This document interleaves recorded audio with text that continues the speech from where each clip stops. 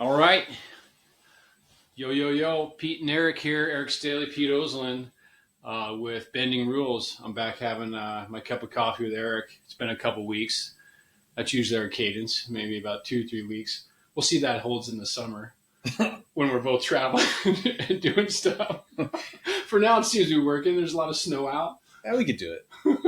I think we could do it. So, yeah, we're gonna talk about stuff like that we normally do. That deals with entrepreneurism and life, and see if we can kind of learn something. That's always my goal. Kind of come into this or just think differently about something. You know what I'm saying? Yeah. Like not necessarily learn like, oh, this is brand new, but kind of come out from the perspective of like, oh, all right, that's additive. I get it. So. I got something I was thinking about this week, and I've been listening to this guy, pretty popular, and I want to get your kind of take on this, and then I'd love to hear whatever's on your mind, like, another podcast, or just other. Well, the guy you listened to. It was actually that audiobook. Did I send you that David Goggins audiobook? Yeah. Super long book. Like it's kind of like one of those things like you got to be on the road listening to, but for some reason I had some time to do this. So David Goggins, for those that people that don't know, I mean, he's a Navy SEAL, former Navy SEAL, ultra runner, all this kind of stuff, like super achiever type of a person. Yeah. Tough background. Like his background is, I think he was, I want to say Compton, but it was something like that. Inner city, just dad's kind of not in the picture, ends up having a stepdad. So anyways, he goes into his sort of life story about different stuff and, what he overcame.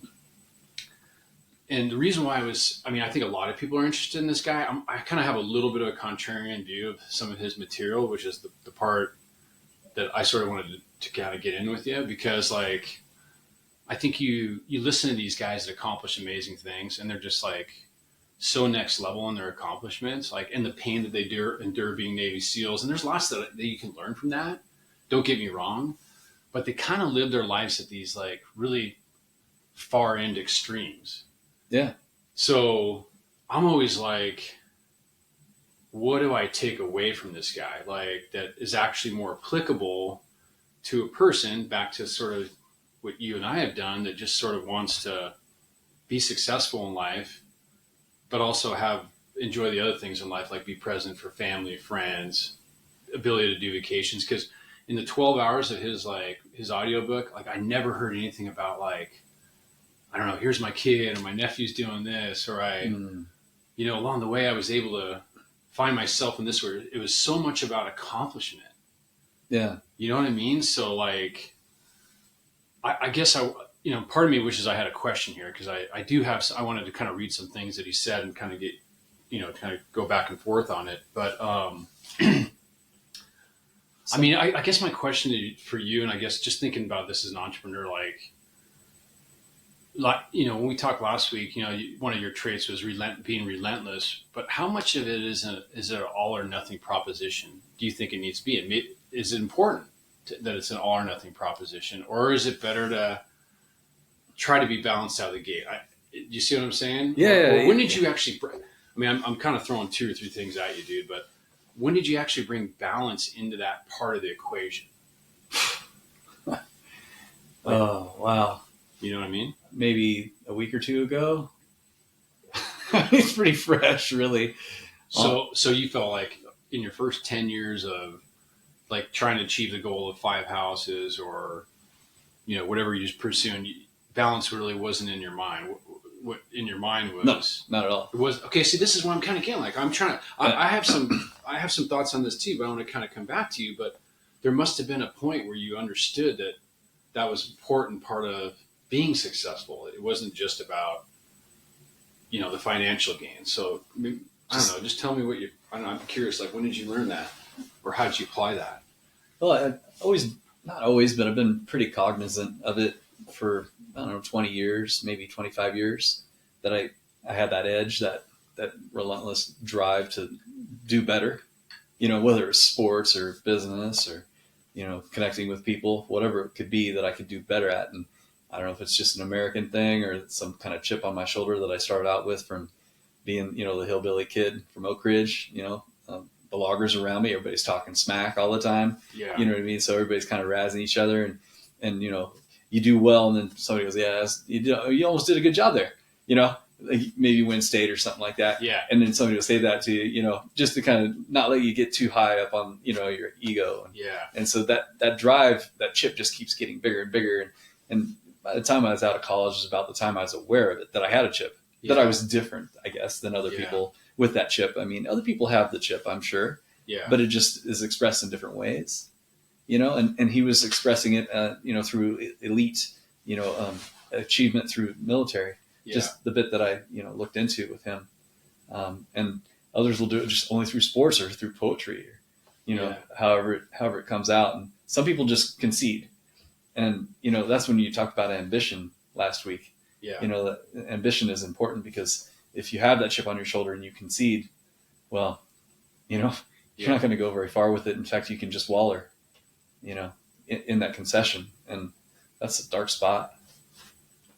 Yeah. You know, I'm kind of thinking, I mean, that makes some sense to me. Of course, like I kind of, and I'm trying to even analyze, like, when does this switch flip and when should it be applied? Because, you know, if you really want to live a successful life, at least in the way that I'm thinking about success, which is, like I said, being able to travel, being present at times for family, having a relationship, like doing all this stuff in isolation, like that's the only thing you ever did. Like, if all I ever did was software companies, I maybe even would have tried by 40.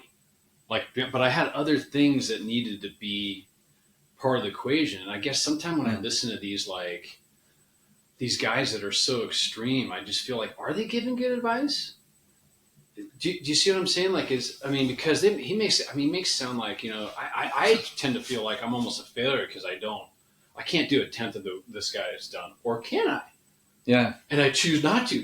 That's sort of you know, and I was listening this week when I was out in the backcountry hiking. I'm like, well, I'm not giving up. Like, he did get me going. Like, you know, like, you're kind of, because his stories are honestly, they're like so unbelievable. The more you get into it, you're like, okay, so I'll tell you one here, like on the tape, and like he's trying to raise money. This will be his first ultra run, 100-mile run, and he's trying to do the toughest one there is to raise money for his friend that had died in Afghanistan.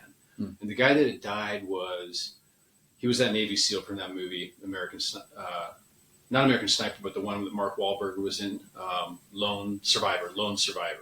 So they made a movie out of him or anything. And his brother had died. He had a twin brother. I don't know if that was clear in the movie. So the lone survivor didn't die, but his twin brother died. So Goggins was going to do this ultra marathon some point in the future to raise money for this guy's twin brother, who's also a SEAL. And because he had an idea. And so he contacts the toughest ultra runner organizer, and he says, hey, you know, I want to run in this race 6 months from now, and your qualifications are like, you got to have done 2 of these and all this. And he goes, but you know, my superior called, and he said, basically, I'm, lack of a better word, he's like, you're the baddest ass Navy SEAL that we've ever had, right? And this guy that's the controller of the event is like, well, I don't care if you're a great Navy SEAL or not. You need to run qualifiers. Like, that's how we get in here. Like, it doesn't matter what you've done. And, you know, and maybe you can apply a year from now. And anyways, and they're on this conversation. It's Wednesday. And this guy goes, well, turns out, he just kind of laughs at him. He goes, turns out there's a qualifier Saturday. So maybe we can get you in here if you can run this thing Saturday. And Goggins is like, he's like, I haven't been doing any, you know, sort of cardio training. I've been lifting a lot, this and that, because his knee had been hurt from the SEAL thing, which is a whole other story to going through that training. And he signs up for a 100-mile race. Right. You have to complete in 24 hours, not training at all. Okay, so, and it's 3 days from now. So the rest of the story is how he gets to this race and how he does it with 24 hours. So my point is like, dude, I mean, I'm not saying I couldn't do that, but like, I mean, the pain that he went through in this race and all this stuff, I mean, I'm like, is it worth it? Like, where's the end game and stuff? So I kind of compared it in my own mind. I compared it to some of the extremes of the guys that we tend to idolize in America, guys and gals, be it Elon Musk or Bezos, and they do these incredible things and they sacrifice like 20 years of their life. And I guess in some ways it's worth it because they moved humanity along, but in other ways, was it worth it? I have to ask myself that question because I don't know what was lost along the way too by being so maniacal. So, I've known you a long time, Eric, and I know that you're a successful business guy, but you're successful in that other part of your life too. So at some point you had to have turned it off and understood that you needed these other things too. I feel like in a way, in relationship to the chip on the shoulder part, that as much as I talk about the Oak Ridge experience and how that was gritty, I guess, to some degree, it's nothing by comparison to so many other people's experiences. And so Goggins here, I got 2 chips on my shoulder and he's sitting underneath a boulder. He was probably raised in an entirely different way. Totally true. And the chips, they come at different levels in different ways, but I just suspect that he's trying to prove something to somebody and he's trying real hard, but he's under a boulder, he just had a different experience where that puts him on that end of the spectrum. So, left end of the spectrum is under a boulder, all the way to the people who almost had the perfect upbringing on the other end of the spectrum that hardly even have a chip. And that's good, dude. I like having some of that drive. I feel like I lucked out to get some of that, and it's a spectrum, I guess. It's kind of to answer your thing about, Goggins and what makes a person driven like that. Yeah. I just have to assume that he's trying to prove something to somebody, either himself, but a lot of times it's parents or, somebody who said he couldn't do it. Yeah. And you kind of invent the reasons to kind of continue to have that chip be a big chip.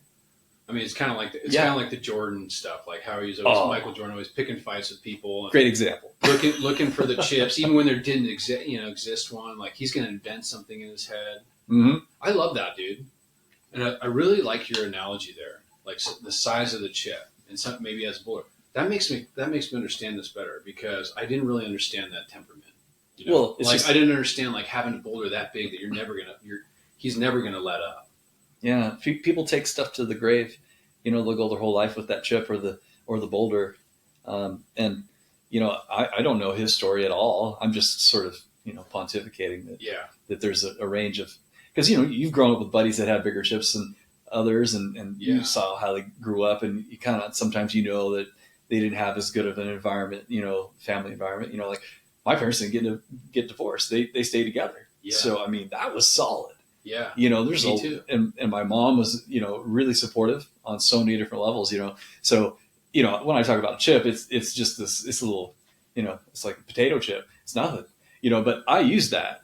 And I had a teacher in high school in chemistry class, and he goes, "Staley, you'll never amount to anything." Oh, there's your chip. And I love that now. Like in hindsight, I'm so glad he said that. He gave you fuel for your fire. Oh, yeah, that was the wrong thing to say, but I think he was smart enough to know that I was that guy that would take that, because like you say that to the wrong guy, and it could set it back, and he concedes. Well, you hear stories like this, like. I mean, I heard the story like the FedEx founder, like he wrote this story for his business plan while he was in college in a business school class, got a C+, and it just pissed him off. Right. And then he goes out there and he's able to do it. Yeah. And I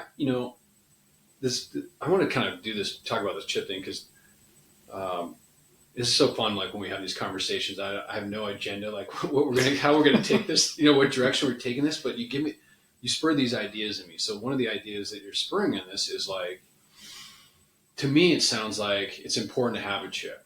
Now, if it's a potato chip, to use your analogy, or it's a boulder, I don't know if potato chip's enough to drive me. I might just like take a chomp out of it. But I never thought about this. Like, do enough people decide to put a chip on their shoulder so they can go achieve to their potential?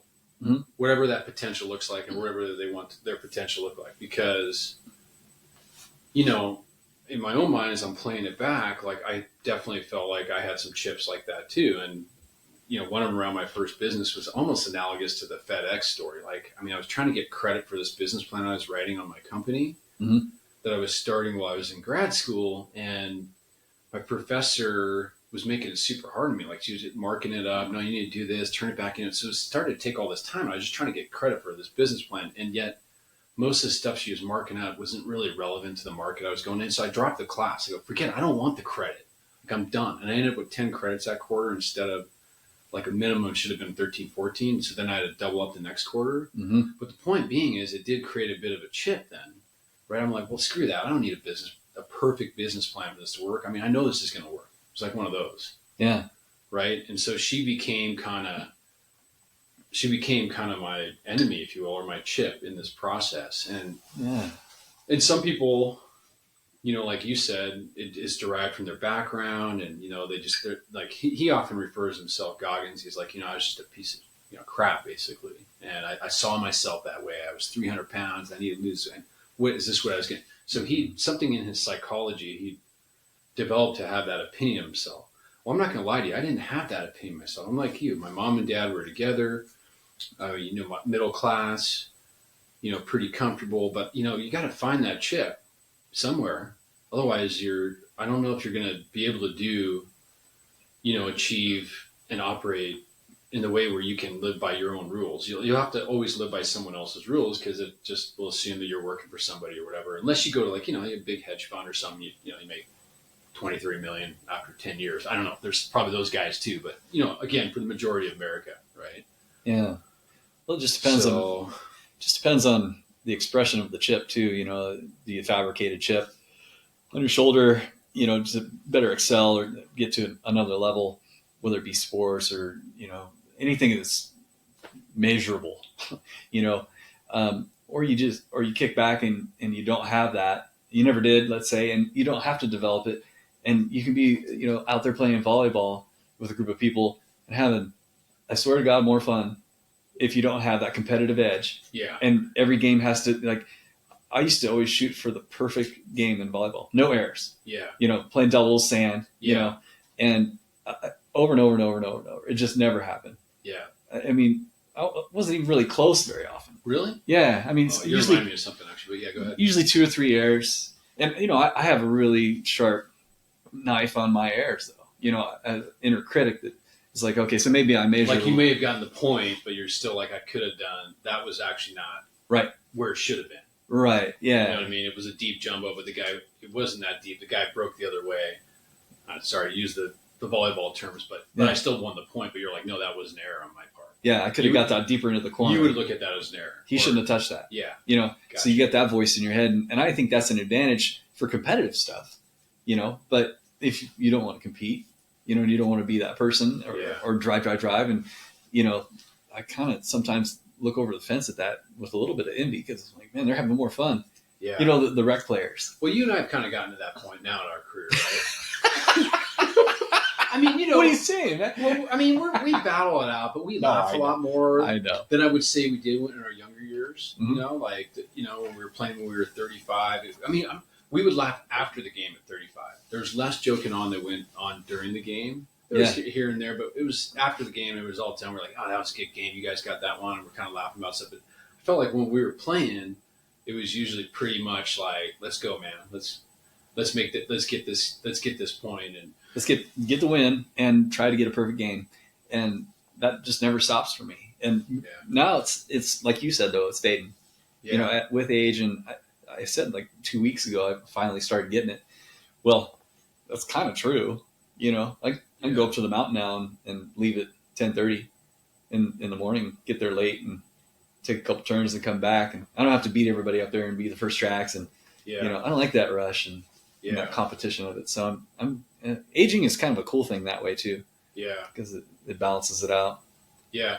And I want to jump back for a second, because I still feel like in my mind, I just haven't answered this yet. And maybe I'm not going to be able to answer it today. And that's cool. But, and because I got some other things I read in this thing, I'm looking at my notes that, man, it just reminded me of some of the stuff you said last week. And I just want to get your thoughts on it, how you reflect on it. Okay. But before I jump back into that, it's like, there's still something that happened.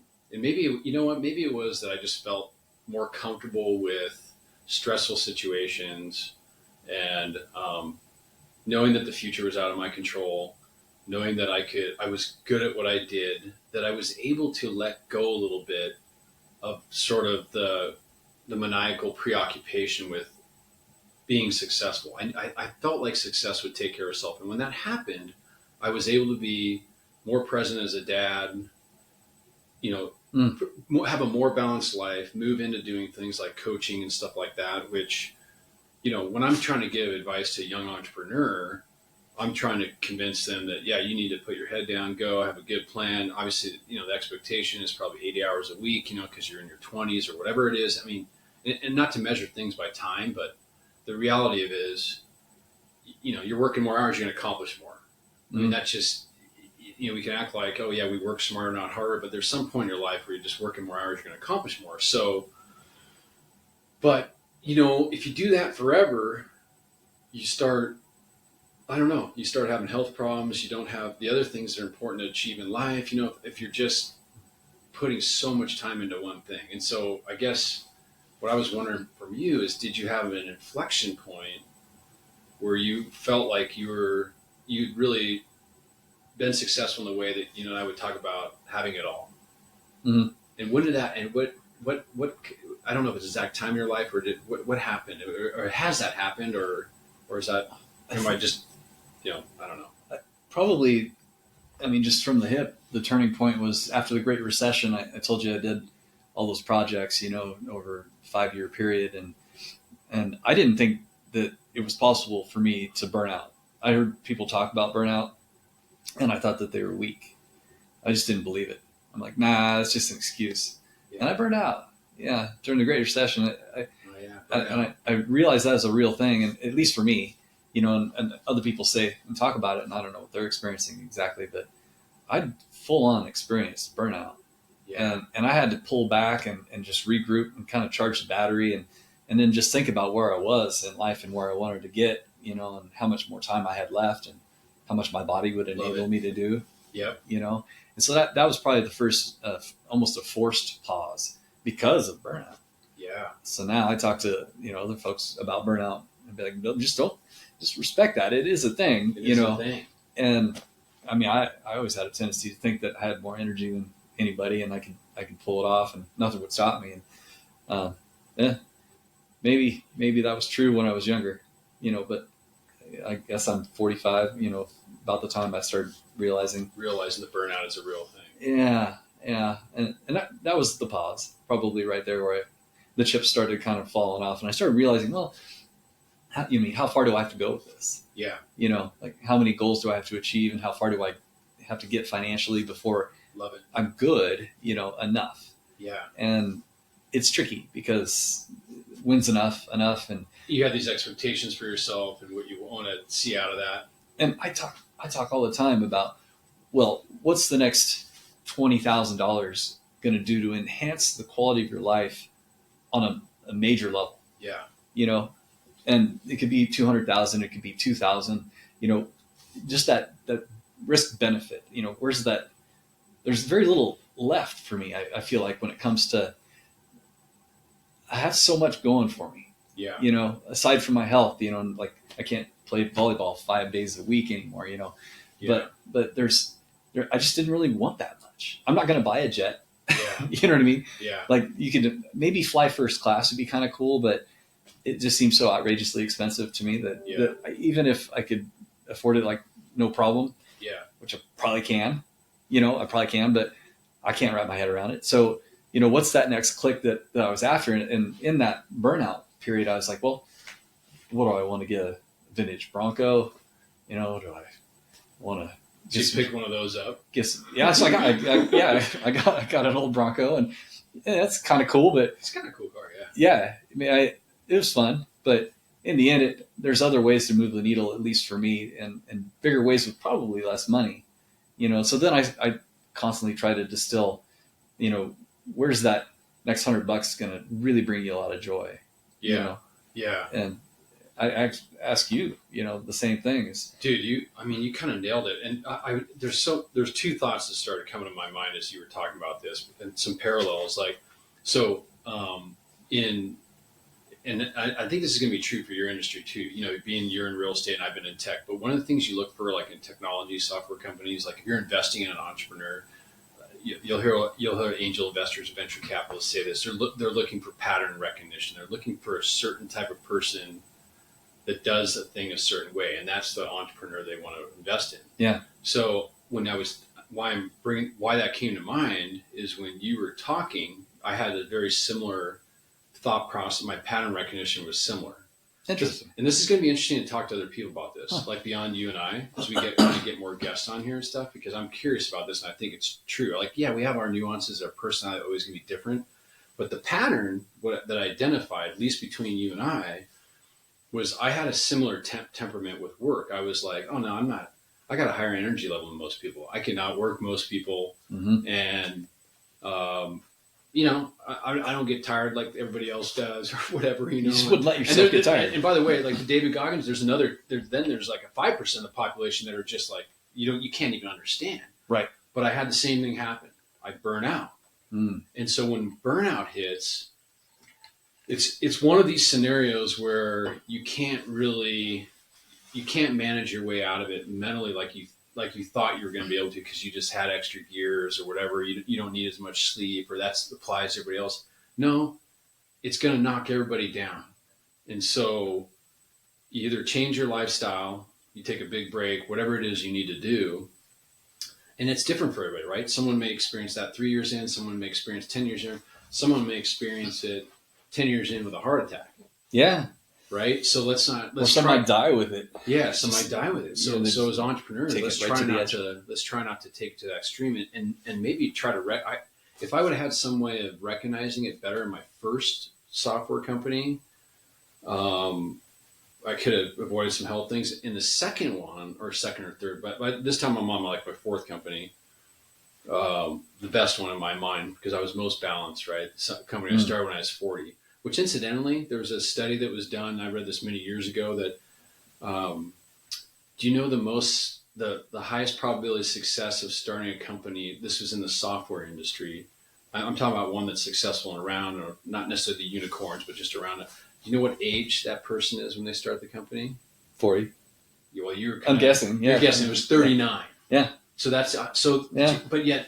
You look down Silicon Valley, they're investing in 23, 24-year-olds because they know that person will go crazy. They're going to shoot for the moon. And if they fail, no big deal because they can do another one at 32, right? Or 33. Yeah. But when you're 39 and you start a company, or in my case, 40 at that time, I don't have a lot of other at-bats, right? So now I've also got this experience and I need to measure this well and I kind of started to understand that it's a race the first 3 or 4 years, but it still could be potentially maybe not a marathon but a half marathon. So how do I not burn out? Yeah. And 5 years in I was kind of burning out and I could feel it because the first 3 or 4 were still working like I was in the 20s. Of course we're playing volleyball and doing all that other stuff because I am working smarter. I don't need to work as many hours, but it's hard. Man, I just said, I'm taking 2 months off right in the middle of it. Went to Europe, took the family. I knew the business was okay. Our months were slow in the summer. That would have been a hard thing to do when I was younger, but I understood that I was kind of experiencing this burnout, but I wasn't done with the mission either. How did you admit that to yourself though? Because it was coming, Eric. I was just tired. Yeah. It was hard to get up. It was undeniable. And I still had the responsibilities every day. None of that was going away. And I was just like, man, I just gotta go do something else. And I want this to be successful. Right. And I knew my health because I formerly had some health issues that I couldn't put that at risk again. Right. Yeah. So anyways, a good discussion on burnout. And when we talk with some other guys, I'll be, curious what they have to say about it. Here's a couple of on that point though, before we get anywhere else on it, is that one of the things I noticed, the analogy that I use with burnout, at least in my experience, was you start out, you're born and your battery, you can charge it to 100%, and when you burn out, you go to charge it and you leave it charge around overnight and it only goes to 82%. Yeah. You know how the old batteries, they just only charge so much. They lose that. And that happened to me. And that blew my mind. And then I thought, well, I need to start working smart.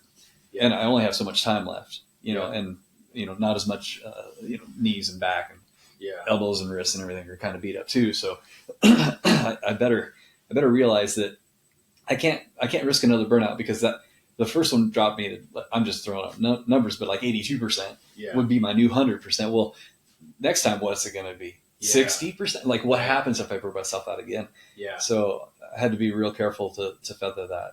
Yeah.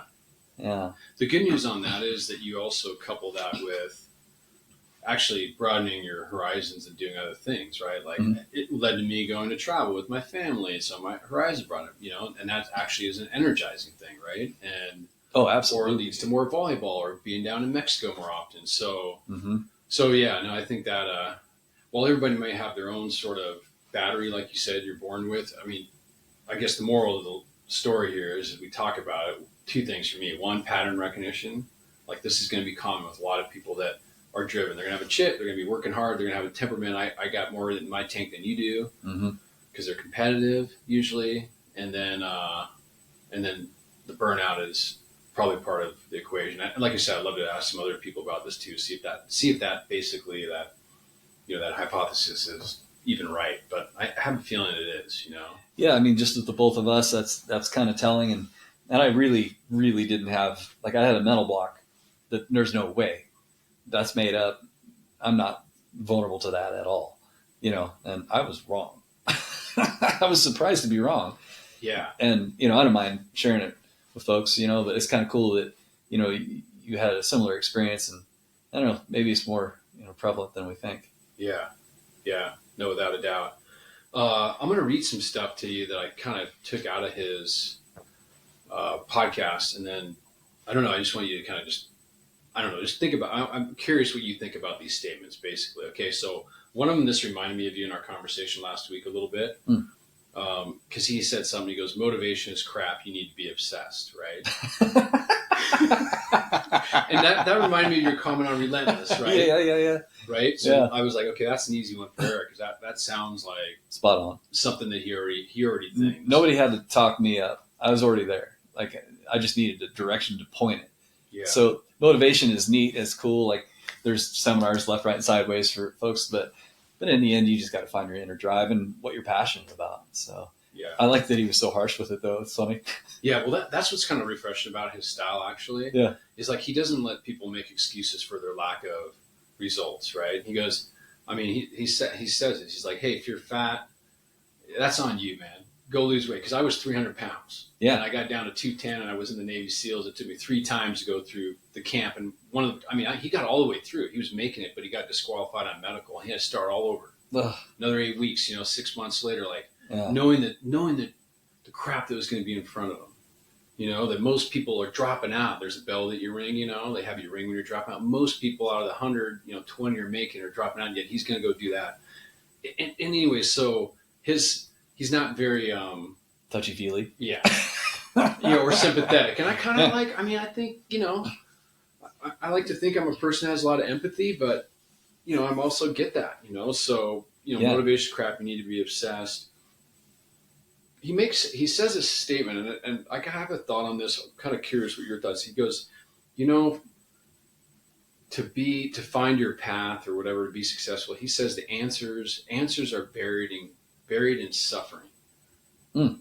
So whether, I guess when I'm bouncing the, kind of chopping up with you on this, is like how necessary do you feel suffering is to professional success or athletic success? I mean, what role do you feel like suffering plays in your life? Like, be it physical or mental, as you're trying to achieve something. And in his role, it played a huge role. But I'm just kind of curious, is that should that be expected for people?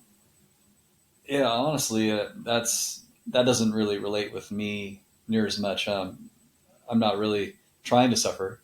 Yeah. I often joke about doing things the hard way with Jodel. Yeah. That if there's 3 different doors and I can choose each one of them, and one of them I have to use a Sawzall to open the door, and the other one, the door's open, and the other one's the door is unlocked, and you just turn the handle. I'll use a Sawzall. You know what I mean? Like, yeah. Somehow or another, it's part of it is there is some suffering built in, like self-sabotage suffering that one could do. Yeah, a guy could do to himself, and I joke about it, but I'm trying to find the easiest route around. I'm not trying to suffer, but I think there's something built in from the culture and kind of being around a bunch of loggers and stuff, growing up, and even sports, kind of culture is just razzing each other, and so, but actual suffering. No, I don't really want to run a super marathon and do 35 pull-ups and with weights around my waist. And, I'm happy if I can still do a couple pull-ups, really, and just keep it going. But if I was into that suffering right now, which I know people my age that are, I don't know how they do it physically. I mean, what they're compromising with their joints, for the long haul, because they're going to be 70. If they survive and they live to 70, I mean, their muscles are going to be great while they're 50, and they're going to be super fire breathing. But totally. In the end, you're just beating up your joints to where you probably couldn't go skiing when you're 70. So that's kind of the physical side. Like, certainly, like, physically, you got to suffer some. Like, if you're an athlete and you want to achieve things athletically, you're only given so much God-given ability. And if you're lucky that you got the God-given ability where you can get off the couch and you got a 40-inch vertical, that's some percentage of us. But Jason Ring. Yeah, Jason Ring, exactly.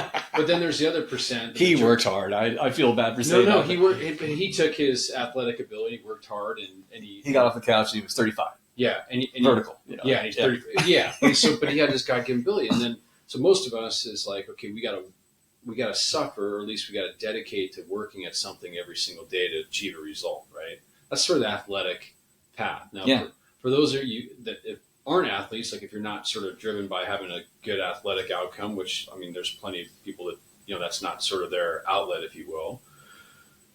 I want to look at that and see, did that help me, or how does that apply to business, and what is, business suffering or professional success suffering look like, and should I expect that, right? If I want to achieve great things, or is it really necessary? Because I feel like along the way that there were definitely some times where I was like suffering, like everything felt super hard. It's like every night was a dark, like, where am I getting the money to do this? And how come we didn't close those things? And I close those deals. And I always kind of looked at it. Was this a self-inflicted thing that I never really should in the first place? I should have just kept charging and going forward.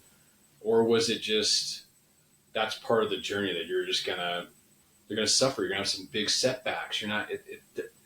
It doesn't seem like there's an easy road, to get to an outcome where you have maybe not extraordinary, but in some cases extraordinary results are really good results. I mean, there's the lucky few, but I don't know, man. I just feel like you can't dodge that bullet, really, so it's all but built in. Some suffering, like you were talking about, where you're kind of cratering and you're wondering why you're not closing these accounts, and maybe the economy at that point was starting to kind of challenge what your business idea was. That was really bright 5 years ago, but now you're in a different environment. And that's what I was up against, same. So real estate was, so you start at a certain age, and if you're really, really, really, really lucky, you just get seed capital or momentum on your business plan or whatever thing you want to do in business. And it's day one outside of the recession, and you have 10 years to get it up and going, and interest rates are low, everything stays, investment capital's all over the place. And that's the luckiest cat ever. Dumb luck. The day one out of the recession, you just started your business and you're going for it, and your first setback is going to be after you got kind of out of the water. You know what I mean? You mean out of the water in the sense the economy starts to turn or whatever? And well, out of the water meaning like your business is successful enough and you have enough reserves and enough clients and whatever it is that you do in business, that when the recession hits, because they come and go, I mean, there's just no doubt about it. But when it shows up, that recession shows up, that I use the analogy of water skiing a lot. Single ski, water ski, and you're underwater and you say hit it, and then the boat takes off and you're dragging and you're dragging and you're dragging, and all of a sudden there's this flash point where you start to plane, and as soon as you start to plane, you're up, and you're just up, just like that. And businesses can be that way too. I think I want you to go down this thought. You have you do a really good job with analogies, dude, because that's a great visual for anybody that's water skied. I know that dragging feeling. It's mostly drag, and all of a sudden you're up. And you have not a powerful boat, and I guess that's a good point, because that's what I was feeling like when I was talking about suffering. Is like I was still making progress towards getting up on that ski. Use your analogy, but I didn't. A good chunk of that time, you don't feel like it. You have to almost trust that you're going to get out of it. That eventually, you're going to hit that next mile per hour and you're going to plateau. Meanwhile, water's shooting in your face, up your nose. You can't even open your eyes. And you know what? A lot of people let go. It's a good time. They don't just stay down on that and just grind it through.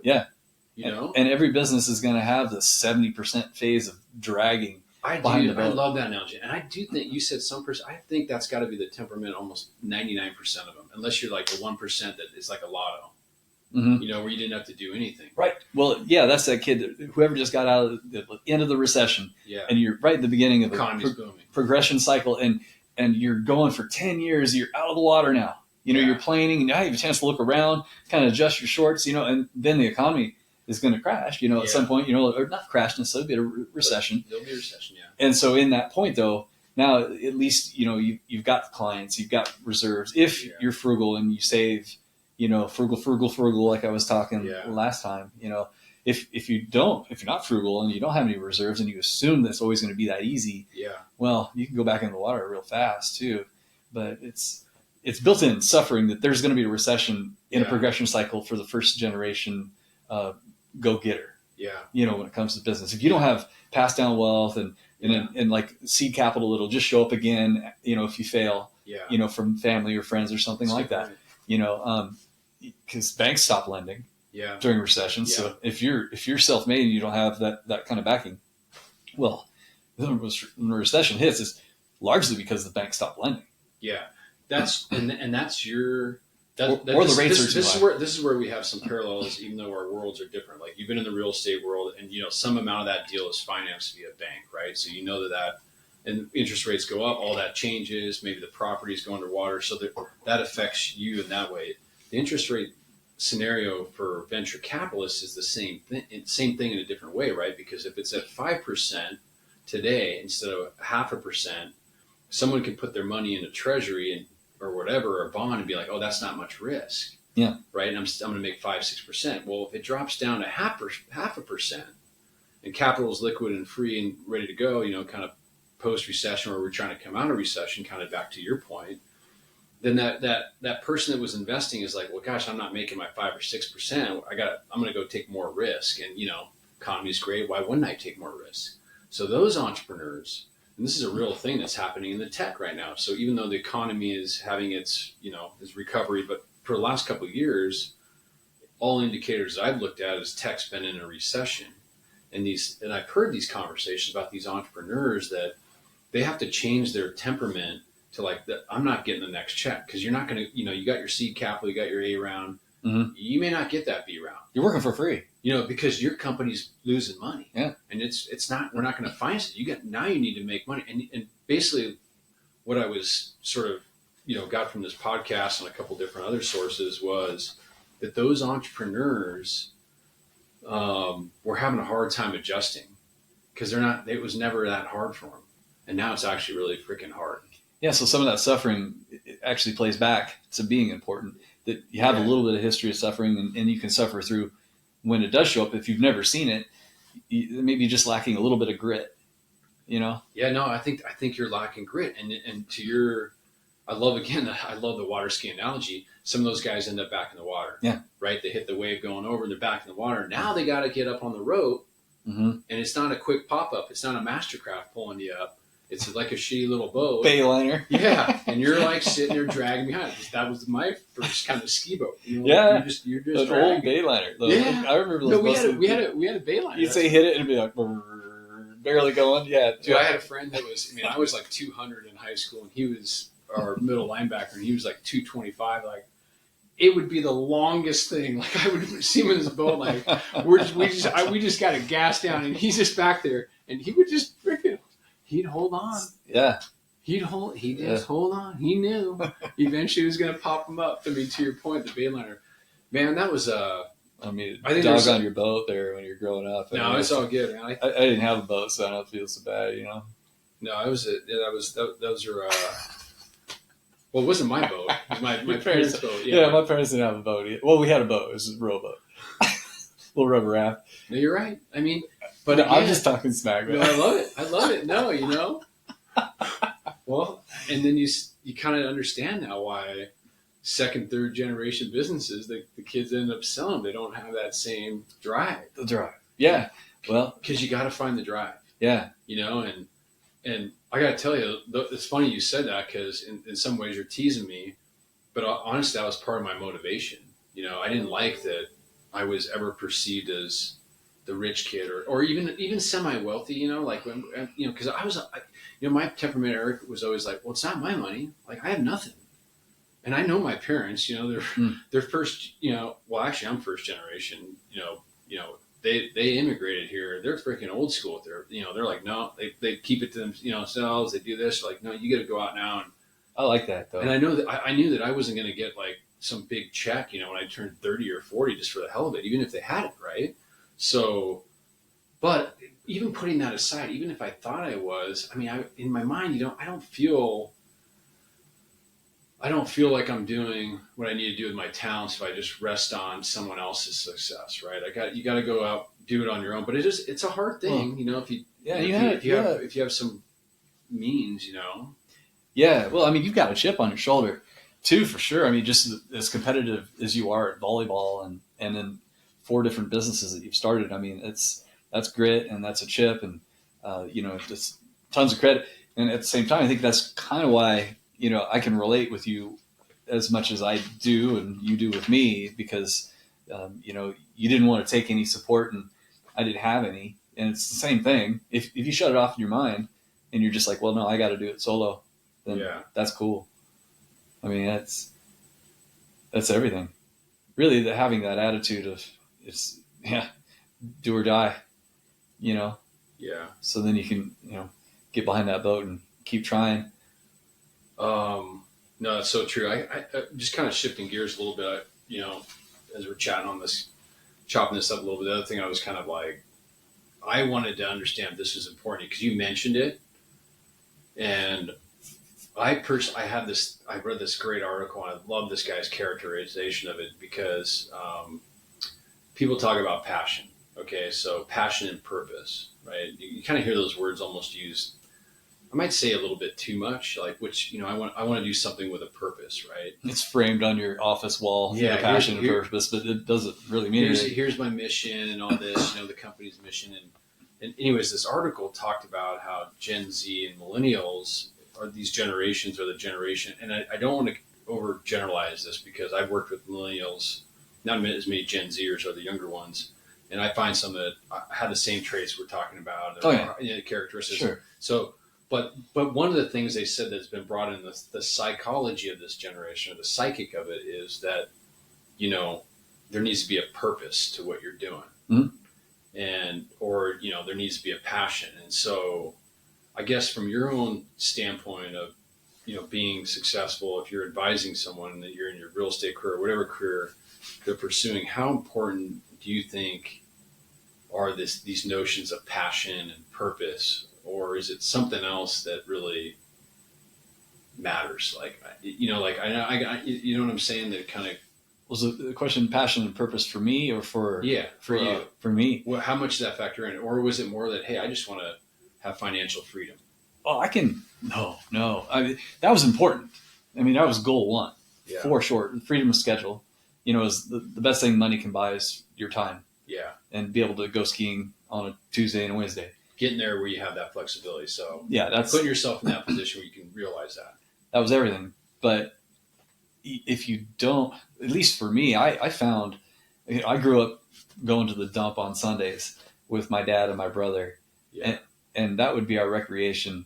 And we would throw rocks at TV tubes. Back in the old school, the TVs had tubes and they were pressurized. Yeah. And you hit them and it boosh. And we were scrappers, man. We were looking for garbage in the landfill, Yeah. And so I grew up in this weird thing. So I'm going to go a couple clicks back. My grandparents went through the Great Depression, and my dad was the first kid in that family. So what do you think those parents are going to teach that first kid coming out of the Great Depression? Be pretty frugal. Frugal, resourceful, reuse everything. Yeah. Not even like... Be grateful. Don't expect that, that it's always going to be there. And my mom was in the same kind of situation. And so they both they met each other, and then here I come. They're just so resourceful and reusing and repurposing everything. And it's not like the stuff that you talk about today as far as like trying to save the planet kind of a deal. This is a survival aspect. And so if something would break at the house, we'd fix it. So I'm telling you that story just to get to the point of I lucked out that the west side of Bend had beat up old mill houses that needed all kinds of love and support and somebody to come save them. Yeah. And so I took those recycling and repurposing and goofing around at the dump and pulling, a new rake out and going, how can this guy through this rake? Well, now I can repurpose a house, like how cool is that? And so I was into that. Like I didn't really want to build a new house. Yeah. It wasn't that interesting to me. Yeah. So there was some level of passion and also just the frugalness and the sort of resourcefulness that led you into this career. Recycling houses. Yeah. When it's all said and done, that was super cool. And it was vintage. It was an old thing and it told a story, part of the town. Okay. Too. So you do. So, absolutely. You have some sort of enthusiasm for your space, right? Whatever, so so I think we're both sort of would say that, and I don't need to go too deep in this anecdotally, but let's just say from an assumption standpoint, I have the same kind of passion about, choosing a certain career path because, I can see where technology is going to change the world and I want to be part of that somehow. And I always have this, why not me kind of a thing? Like, why does it have to be someone else that invents this? Like, that's so cool. Why not me? Yeah. Why are they better than me? Or, what do they have that I don't have? Or I don't even really care. I'm like, but this is the sort of the thing I wanted to sort of kind of noodle in on that though. I also saw it as a means to an end. I saw it as a trajectory that would give me the things that would lead to, like you said, freedom of your time, potentially, no guarantees, but potentially wealth at a younger age. And we talked about this last week a little bit, right? Okay, don't go the Lord path, go this path. I don't want to make it, and I'm not trying to make this about me per se, but what I'm trying to get to, because I think it deserves a little bit of setup, because I think it's true of every entrepreneur, including you, because I've kind of felt this in you. This is my pattern recognition with you again, is, man, you wanted to make money. And you knew that money would give you these other things. And I don't this is just me today. I don't like how people talk a lot about passion and purpose when they're starting something. Yeah. I mean, I had passion for this, but I also want to make money. And I don't know why we can't just admit that. It's not a bad thing, but do you feel like sometimes it's treated like a bad thing? Well, that guy's like greedy or whatever. He wants to make a lot. No, I mean, unfortunately, it's the currency that buys you more time with your kids, or I don't know what however you want to look at it, but I don't want people to lose sight of that. It's a necessary. Anyways, it's a stigma. Yeah, for sure. So you chasing the money is. Do you feel that way too? Because I feel like it, and that wasn't my main reason for going my career, but I knew that could be part of the path. It's almost and honestly, I needed it to be part of the path. Mm-hmm. Oh, same. I know. This is why when I picked up you last week, I was like, when you and I were talking about this, you're like, no, 5 houses, I could get to this. I'm like, no, he had a financial plan first. Mm-hmm. And then he realized, oh, I also like doing this. I had to find a passion to make the financial plan work. Yeah. But the financial plan is first and foremost. It really goes back to the other thing you said last week, or not last week, the other time, one of these times we had coffee, you're like, do what you love, that doesn't work, do what you're good at. Now, if you can do both those things, even better. Yeah. Do you know what I mean? Yeah. So that's pretty cool. And I would, my advice, and I guess when I'm just sort of spitballing this with you, I'm like, people need to focus on, is this thing going to make you money? Because I've honestly, listened to a lot of entrepreneurs give their pitches and stuff like that. Mm-hmm. With these sort of angel investments and this kind of thing. And I see they're passionate about it because, that comes out pretty quick, right? And let's say it's something even you could be passionate about, like a medical device or something in the healthcare field, I'm like, great, be passionate. But I'm almost not even hearing it. Yeah. It's going like this over my head. I'm not you. I'm not passionate about the thing you're passionate about. Mm-hmm. I'm thinking to myself, is this solve a real problem? And is it financially viable? That's what's crossed my mind, and this is why I love this article, because this guy was like, oh, okay, and again, he generalized this generation. I don't think it's a generalization of a generation, but I would caution anybody to think that your main driver is some kind of purpose. I mean, it is, but you better understand that purpose actually is financially viable. So I'll take this analogy one step further, because I was when I was starting Manzama, my last company, because at the time the sort of tutelage was like, hey, what's your vision, what's your mission statement, you got to work on that. And we did work on those things, right? I mean, we worked on this company because you want certain values in your company and culture. And I had this one kind of consultant that a friend of mine was talking about it, and he's like, well, what's your purpose? And I go, dude, man, my purpose is to make a product that people are going to use and they like. Mm-hmm. I don't care. I honestly, I remember the time thinking, like, I don't understand what else. Why do I need another purpose? If that doesn't work and they don't like it and it doesn't solve a problem, they don't pay me for it, well, who cares what my mission is? Like, I got to solve the problem. It's got to be fun. You see what I'm getting at here? And then, and then 4 or 5 years later, honestly, Eric, I started thinking about, oh, okay, well, I think there's a mission here too, meaning that I could help people and they could realize their passions. And so I got a little bit more serious about developing a broader mission. But I got to be honest with you, at first, I didn't really care about any of that stuff. All I cared about was, if I don't build a good product and they don't love it, and they don't give references, like I could be curing cancer and no one gives a shit. I mean, frankly, if it doesn't actually cure cancer, So anyways, it's a characteristic that it probably is worth highlighting a little bit. And I don't see it a lot. But what you did was you looked at the end user of a product and then reverse engineered what you could sell to them that would meet their needs. And you were looking at the world from somebody else's perspective. Yeah. And I don't know how many people are fine-tuned with that. Yeah. I think it's a giant advantage, just like parking in the driveway as I pulled in today. Yeah. It's like, well, yeah, but other people are going to come and go, but almost nobody ever does parks on the street. Yeah. Well, I'm just thinking a step ahead and for other folks. And so when I was rebuilding a house, I had to think of who I was building it for. Yeah. What's the clientele? What's the economy like? Is it time for granite countertops and a West Side Dinger yet? Or is it too early? Or maybe it's too late. Maybe I should have been doing that the last 3. I always have to be thinking about the end user. Who's buying this place? And so I was obsessed with the buyers. Yeah. The end user. Basically your customer. Same as you. Basically your customer. Yeah. Just like the end user, I'm obsessed with my customer. There's another sort of takeaway versus, hey, the economy's good, I'm just going to go do this right now. Well, yeah, maybe good, but what is the actual product that needs to be in the market?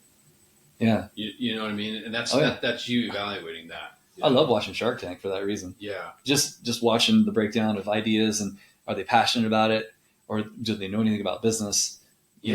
Or is it just a passion thing? Because that passion and the making money and the passion, first and foremost, you probably ought to have a business plan. Yeah. And people do, actually succeed by just having a passion product and it works out like, there's totally the right time and the right place and you get the right funding, GoFundMe comes after them, says, oh yeah, here's all the, and you're like, whoa, there's just capital falling out of the sky. Cool. Let's go, and you hit it at just the right time and there's no other competition. Yeah, that can happen. Yeah. But I think it's less likely than somebody who, looks at the end user and says, who is this person? How old are they? Are they male, female? Are they American? Are they German? And then reverse engineer into something that you're also passionate about. Yeah. Yeah. It's kind of nice if you can blend those two. Well, you just hit something on the nail on the head. And I think this is a good sort of way to summarize this too, because you just said you need to blend the two, the purpose and the passion, the purpose, however you want to articulate it, and the drive to solve the problem, and there actually be financially viable.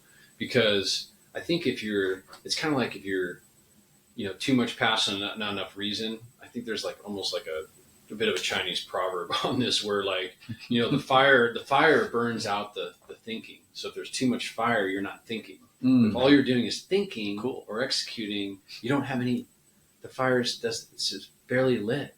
Yeah. There's not enough fuel there. So there's a balance of those two, because I've also come across the type of entrepreneur that not only are they thinking, but they're so focused on money that they're not listening to the customer problem. Oh. And all they care about is making money. And you could see right through them.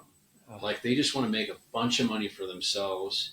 Are they really thinking about me as an investor? Like what's the probability I will make this much money? Or are they thinking, I just want some capital from this guy. And once I get it, maybe our plan will be successful, but if it's not, I'm going to go get it from somebody else and I'm going to dilute his interest in the company.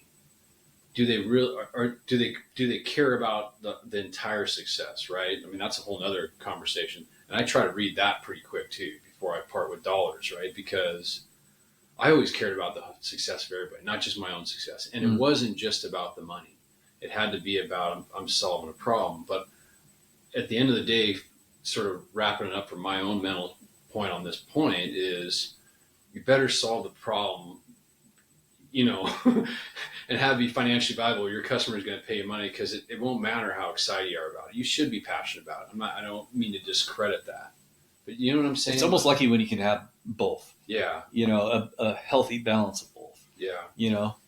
Because otherwise, if you're just all about the money, I was thinking about that when you were saying, folks that are only about the cap rate and the interest rate of return, and just it has nothing to do with the success. In fact, they want to win at your loss.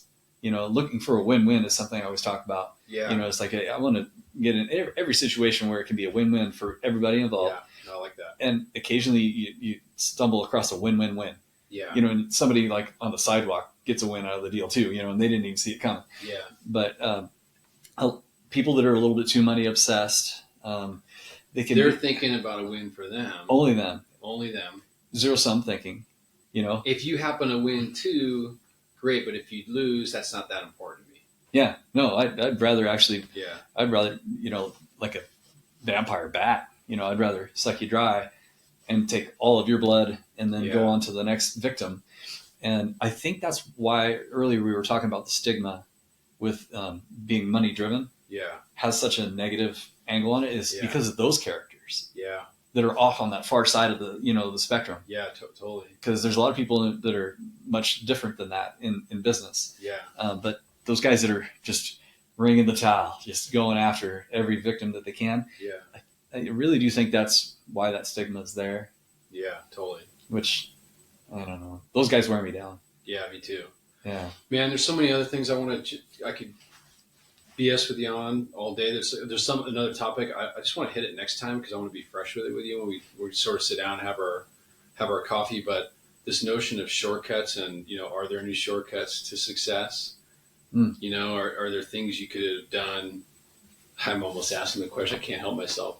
But I won't say anything when we talk about it next time. Give me some time to think about it. Yeah, give you some time to think. I don't want to give you time to think about anything. I just hammer you with stuff every time. I like that. Every time we sit down, I'm like, I'm going to hammer it because I know I'm going to get a really good, like instinctual response. It's based upon experience, and I think that's at the end of the day, Eric. Like when you and I are sitting down doing this stuff, I think that's partly what we're bringing. We're just bringing some experiences to light. Yeah, and people can do whatever they want, or not do with them. I frankly, I care, but to some extent I don't care, but I feel like the value in doing something and having a good result and not just benefiting yourself from that, but benefiting as many people as you can, that makes me feel pretty good. If this benefits honestly one person, like your nephew, my son, my daughter, my friend's kid, we won, dude. Looking for the win-win. You know what I mean? Looking for the win-win. Because this is a good time every time hanging out and talking and whether there's a mic or not, but agreed, hopefully maybe somebody gets something out of it. Yeah, right on, man. All right. We'll hang next time. Probably be on the mountain. Adios, amigos. Yeah, that was good.